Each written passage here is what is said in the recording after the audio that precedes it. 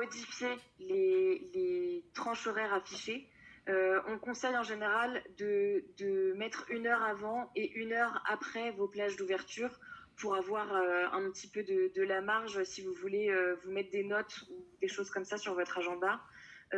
Et pour bien voir les horaires, on conseille de faire ça. Mais si par exemple je consulte jusqu'à 22 heures, je peux cocher soit 22 heures, soit 23 heures même pour voir 1 heure après. Je reviens à l'agenda et je vois bien que l'agenda s'est adapté pour finir plus tard. Je vais remettre à 20 heures. Voilà, vous avez différentes caractéristiques que vous pouvez paramétrer ici. Vous avez aussi le son de l'arrivée lors d'une arrivée en salle d'attente. Donc ça, c'est ce dont je vous parlais tout à l'heure dans les statuts du rendez-vous.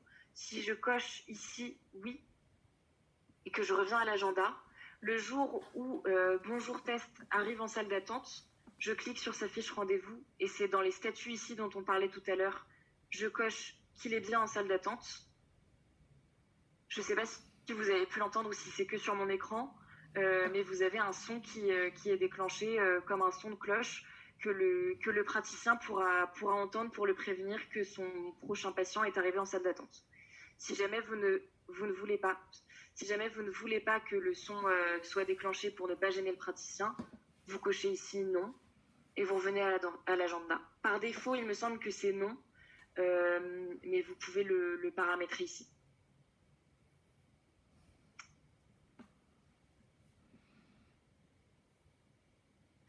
Je vais vous montrer une dernière petite chose sur la vue, sur la lecture de l'agenda.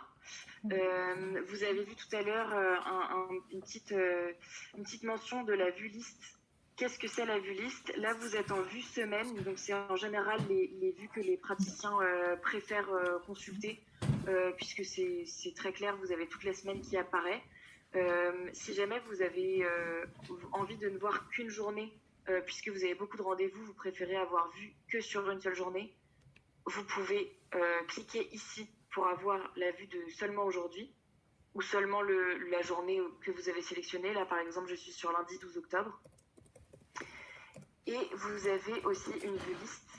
Donc quand je clique ici sur la vue liste, vous avez les différents rendez-vous. Là, je n'en ai pas le 12 octobre, mais je vais vous montrer sur... C'était par exemple le jeudi 15 octobre où je vois Bonjour test. Si je clique sur la vue liste et que je me mets le 15 octobre, je vois la liste des rendez-vous que j'ai. Donc là, je vois l'horaire, le statut du rendez-vous en salle d'attente, puisque je l'ai coché à l'instant, l'heure à laquelle le patient est arrivé, son nom, son motif de consultation, etc.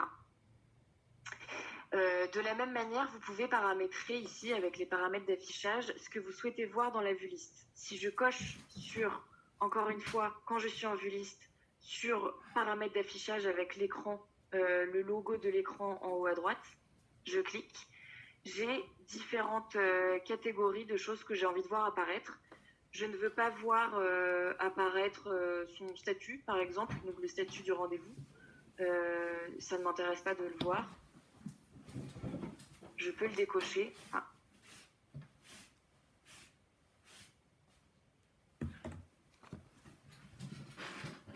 Hop. Alors là, je ne parviens pas à le décocher parce que j'ai zoomé ma souris pour que vous puissiez bien la voir. Donc, j'arrive pas à cliquer exactement au bon endroit. Je suis désolée. Mais en tout cas, sachez que vous pouvez le décocher.